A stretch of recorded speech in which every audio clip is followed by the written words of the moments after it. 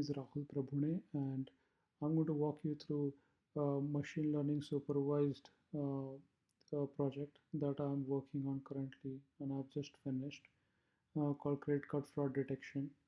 So the reason I've picked credit card fraud detection is because I've been working in banking and finance domain as an engineer for last 20 years, and I have decent domain knowledge experience to explain you all what's going on in here and what I've done over here.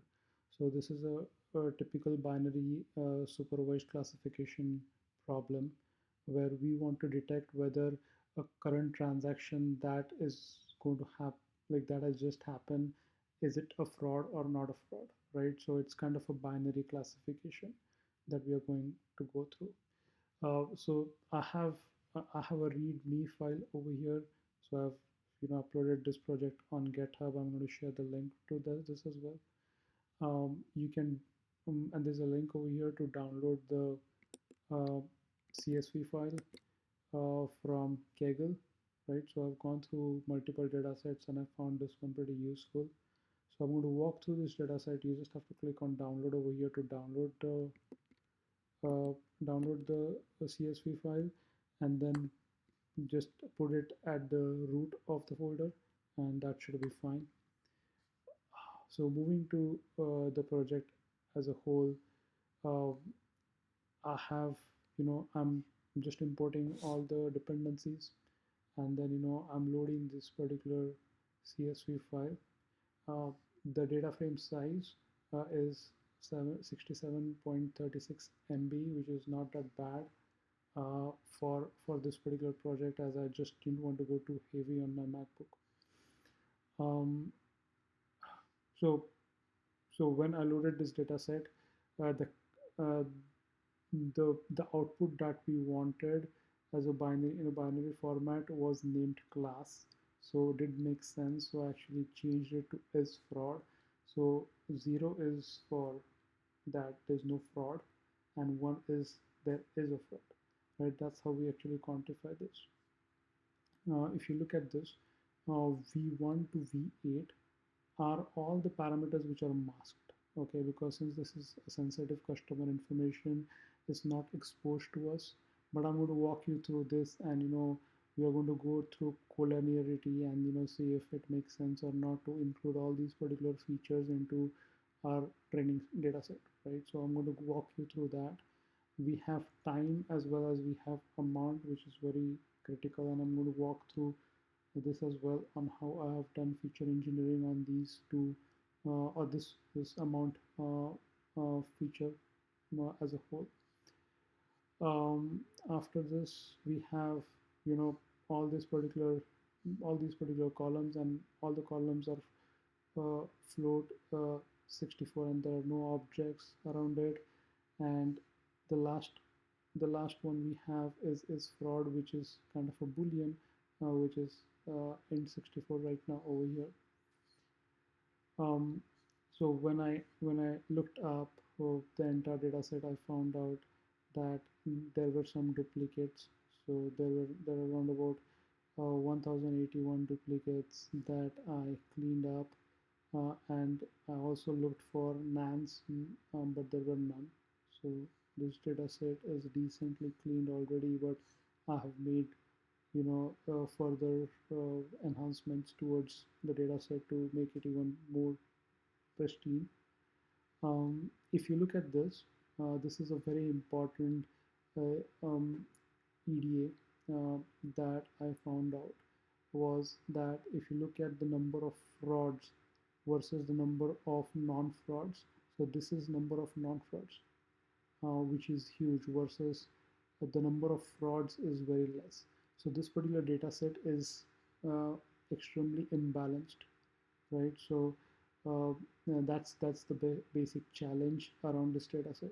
If I had same number of frauds and non-frauds, then it would have been very easy for the model to predict whether this transaction is fraud or non-fraud, right? But since the data is so imbalanced, the accuracy is always going to be high, but then the amount of frauds that we capture are always going to be a problem, because I'll show you that later. once we go through it. Um, and then, I just wanted to make sure that all our data that we have, all the features that we are planning to, insert in the model are normally distributed. So I did a histogram on, all the 30 features that we have to check if they are normally distributed. So if you have the peak at 0, right, and then you have this kind of curve, it is normally distributed, which is good. um, there is there is an amount which is kind of not normally distributed, because there are a lot of outliers over here in this particular area, if you see, which is going to kind of skew the uh, entire model. So I'm going to work on this into feature engineering in my next steps, which I'm going to show. Also, as expected, right, we have a lot of non-frauds and very less frauds, right? So that is a problem with data imbalance, but this we don't care about it right now, because we are just looking at what are features that we are going to consider in the model. So everything looks good to me. I didn't see any feature which is kind of going to give me a trouble in terms of, they are not um, they are not normalized. Um, so in terms of amount, this is what I found out, that if you look at, if I actually put put this into a plot, this is not normalized, because when you have a normalized graph, you have um, something really high, and then it actually goes like this, like a bell. But it's not the case over here, and that's why I did some manipulations of over here, where I am checking if any amount is negative, I'm just making it 0, as well as I'm using this robust scaler to fit this transformation to actually make it less sensitive to outliers. And then I'm just running the same thing that I ran over here, right, to check what's the difference after I run this particular step. And if you see now, everything is kind of normally distributed. So now it's a good thing that we want to add to our feature set.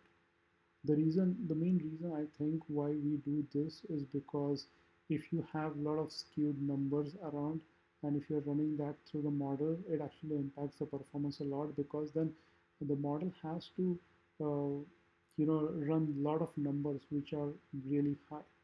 But if you actually normalize them like this, most of the numbers are between, let's say, minus 3 to plus 3, and that those are small numbers to compute, right? So that way, actually you are actually doing a way better job in terms of taking care of the performance of the model.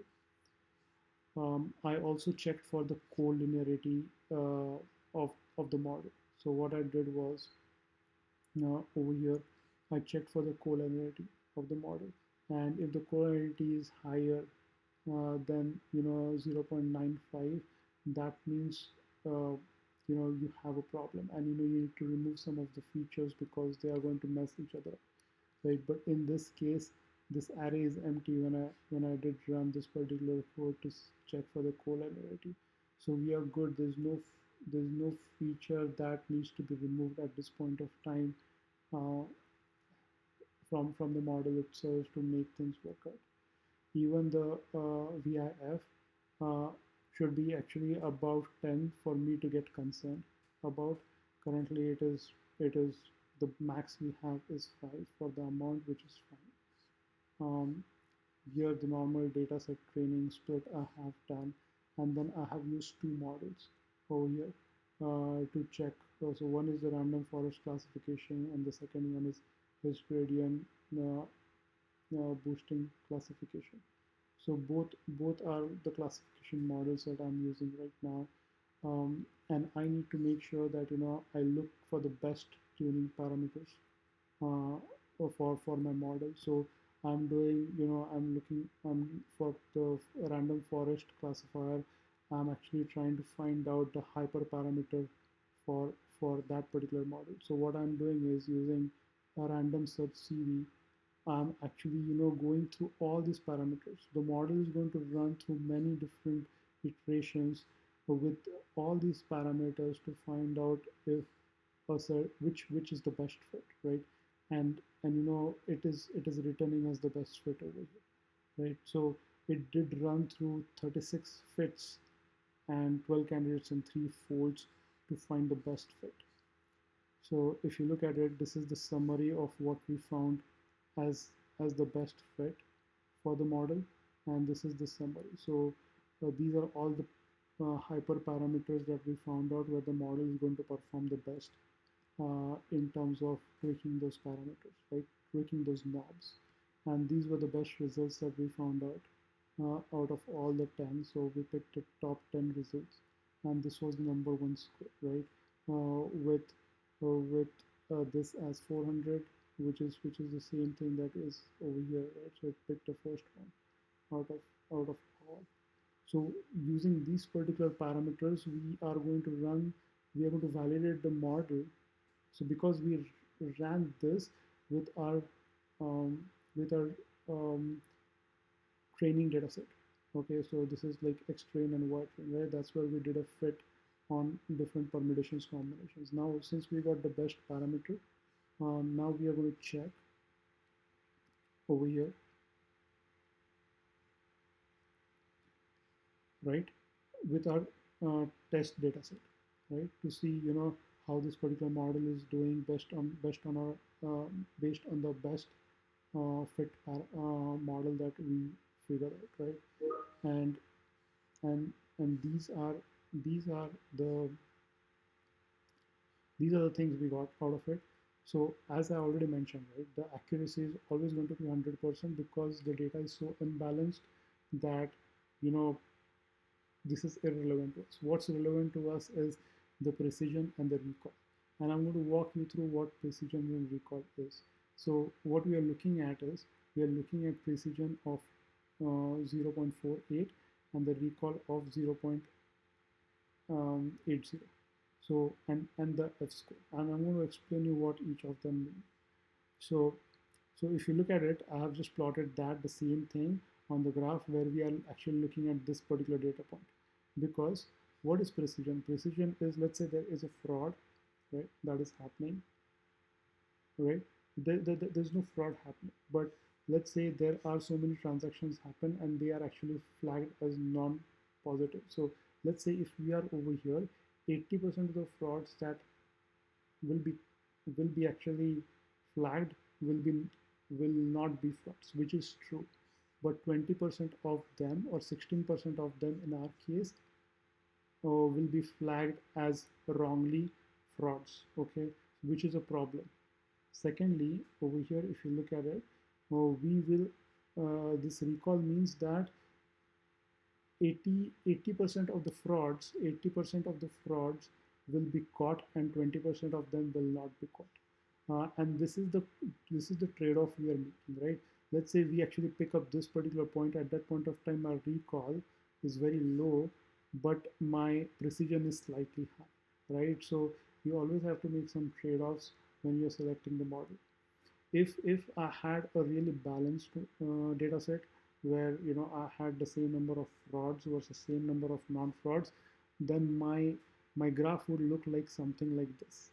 I would have a data point somewhere over here, which would be my best data point, which would really be good. But in real life that's not the case, right? So we have to go with the best possible model out here. And I did the same process of hyperparameter tuning with the gradient boosting classifier model, and it has got different parameters. If you look at it, our random forest had different parameters. This has different parameters, and I've gone through the same exercise with the test training data, figured out the best score for the best model, and then I'm using the test data, right? I'm using the test data to predict on the test data and getting the probability and then mapping that over here. So if you look at this, Here in the previous model for random forest, we had 0.84, but over here we have 0.75. So the random forest is a little bit better in terms of precision, but in terms of recall, which might be very useful to me, right? Because I want to catch as many frauds as possible in this particular case, right? I might actually the user experience for the customers might be a little bit worse because there would be a lot of calls going on to customer that, hey, you just did a transaction, is it a fraud or not fraud, right?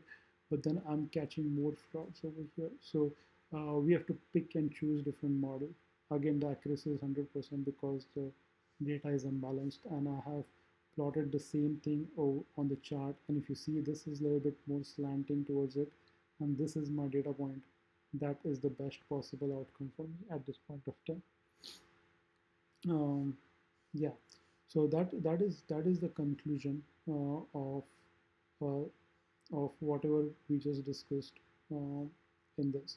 So the next step is like like these particular machine learning algorithms is like the first step, but there are more robust systems in place in the bank, like data reconciliation and reporting tools and technologies and processes which are used on top of the machine learning. So let's say if a particular transaction is flagged, right? That's just one step. Then that flag transaction has to go through much more data reconciliation, a lot of extract, transform, load database, full table scans to actually confirm whether it is a fraud or not. Comparing different products and whatnot to make that happen, right? And then it is actually truly flagged as a fraud. So, but that discussion is out of our scope. But yeah, that is our overall model that I have created, and you can actually find this particular model in the GitHub. Feel free to actually just download it and run it through, and let me know how it works out. Thank you.